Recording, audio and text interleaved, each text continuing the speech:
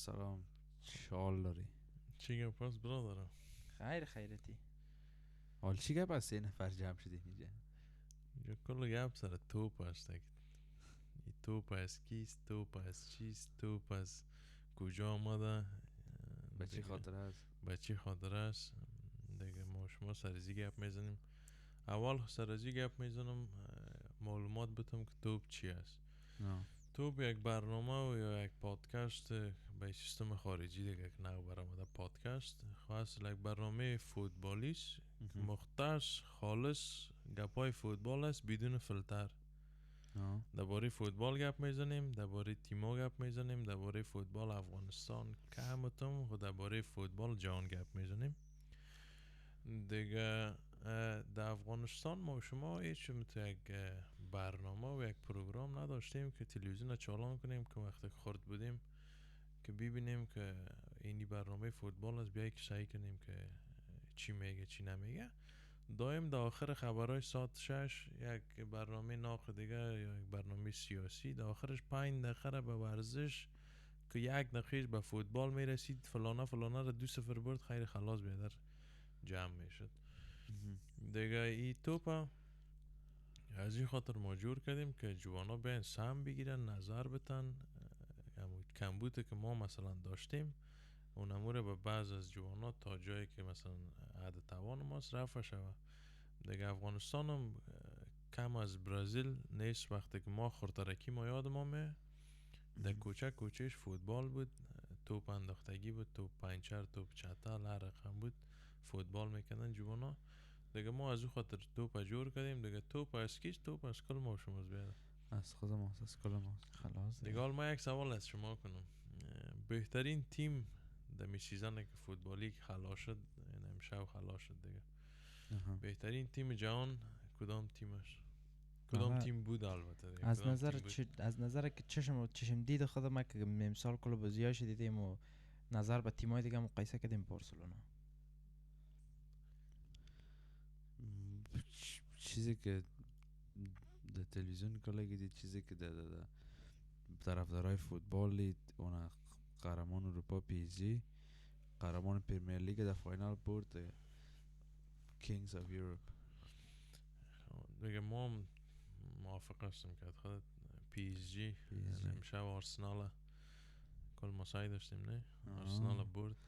خب بردن کردیم. آرسنال یک ذره کم چانس بود خب برد دیگه. تیم پی اس جی کلا پیش بینی شکده بود که مثلا پی اس جی میبره مسابقه اساسا دیگه. ما موافق هستیم پی اس جی است. خب سیزن حلا شد دیگه. بارسا مقدر کش نبود، ریال هم دیگه میدان مون به پی اس جی مونه. اگر نه باید تا کوارتر فاینال هم کلی فکر میکرد بایر مونیخ هست نه؟ تا سیمی فاینال هم کلی فکر میکرد بایر پی اس جی سر خورد دید که چرا پارسال برده بود پی اس جی. نه دیگه. بهترین پلیر جان خیلی کی بود؟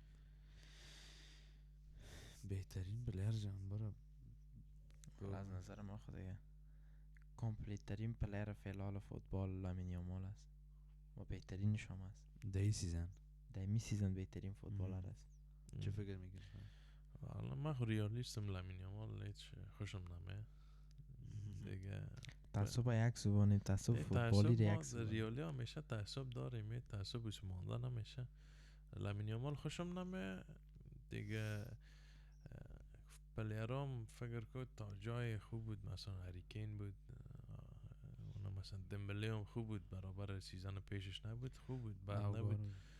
پیش ما تو کدام پلیر نبود که مثلا بگیم واو اینی پلیر امسال این یک فوق العاده گری کرد. ما هیچ میجه کامنت نمیتم، ما هیچ ندارم امسال یک پلیر. چند مسابقه کلاسیکو را دیدی خب باید کامنت بدی. تا مسابقه فاینال سوپر کاپ مثلا. خب دیگه چیستم میشه ما داشتیم کل سیزن فاینال سوپر کاپ نبوده. نه از من نال یک گپ دیگه می وقت در این فکر آدم بهترین پلیر سیزن ما یا بهترین پلیر امسال ما یا هرچی ما فکر کلی بعض کسایی که فوتبال نمیبینه فکر کلی میره والا در استرایکر، لفت وینگ، رایت وینگ.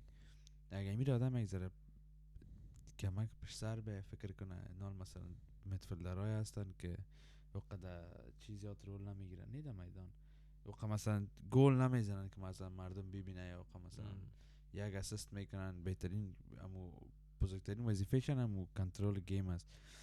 با نظر من اگه آدم از لحاظ از ببینه بهترین پلیر امسال ای سیزن ویتینیا.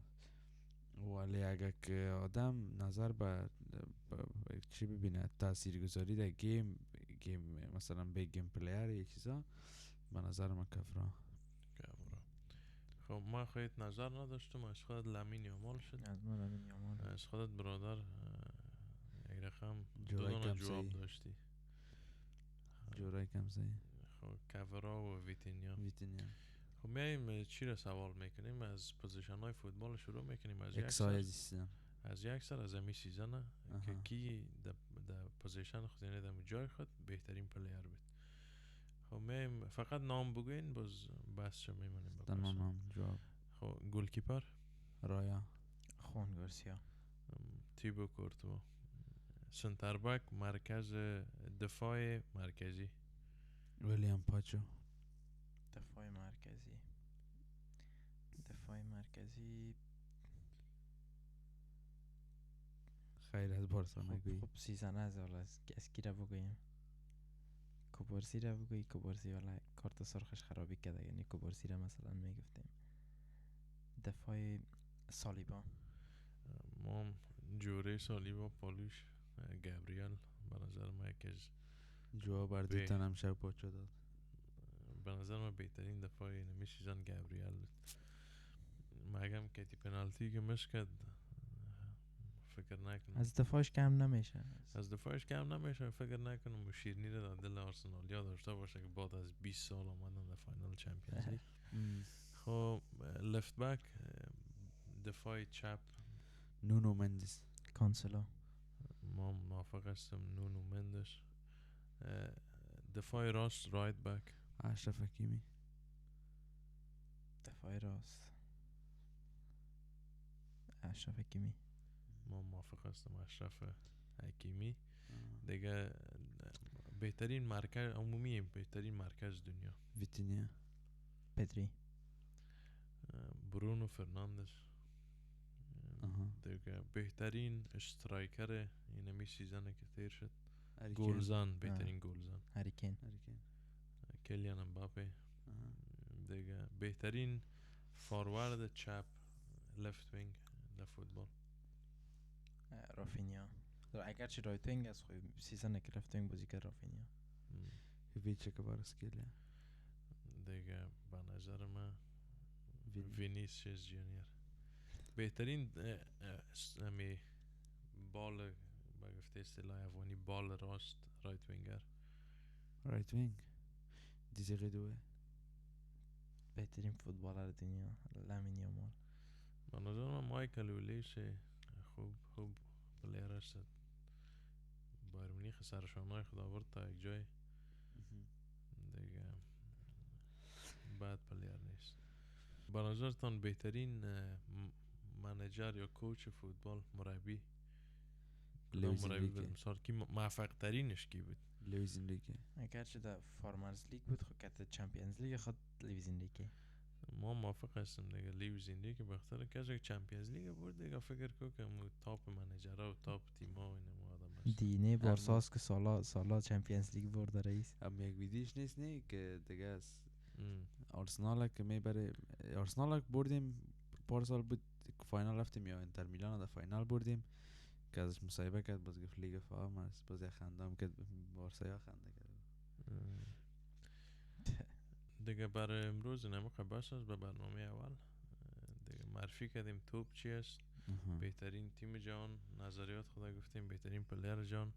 دیگه کسایی که میبینن هم شوقی فوتبال هستن اونا در کامنت یا نشته کنن نظریات خدا که بهترین تیم و بهترین پلیر جهان کی است. و نظریات جوانای فوتبال دوستم مهم است که مثلا میتونن بگن که درباره چیزات دوست دارن که مثلا ما گپ بزنیم، باز انشالله حتما نظرشون رو میشنویم دیگه. خلاص دیگه. خیر، من الله توفیق. 100% جانم هستی.